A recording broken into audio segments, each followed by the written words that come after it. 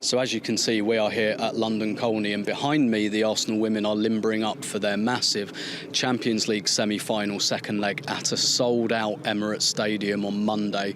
60,000 supporters expected, a massive effort from the club and everyone concerned to get this sold out, including getting the tickets on sale within minutes of the final whistle of that game against Bayern Munich. But aside from the kind of marketing triumph of selling this game out, this is a huge game for Arsenal. It's 2-2 from the first leg, and that's a really good position to be in for Arsenal, considering the amount of injuries that they've had, but also they were 2-0 down in the first leg away from home. So to fight back and essentially turn this tie into a one-off at home was a really, really big triumph. And I think in the Champions League this season, you've seen Arsenal have many different performances. They've been able to wear different outfits, if you like, and for different games, different game situations. And I think what we saw last week was Arsenal really gritting it out and fighting. They started with a back three, which they haven't done in the Champions League this season, and Jonas Eidevall said after the game that was largely driven by personnel because of the amount of injuries in the team. So really the big question for Monday is whether he goes back to the usual 4-2-3-1 or sticks with the back three.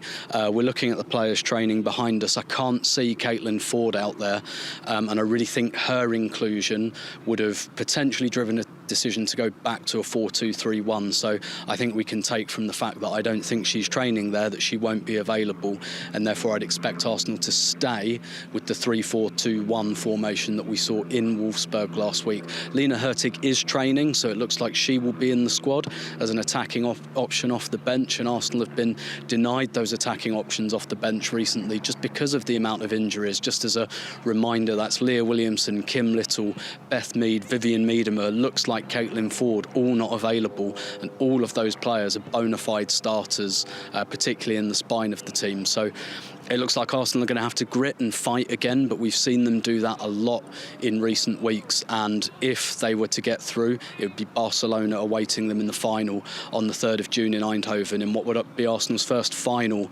since 2007, but this is their first semi-final since 2013. Wolfsburg are in this stage pretty much every year. They reached the semi-final last year, they eliminated Arsenal last year, they won the tournament in 2013, 2014.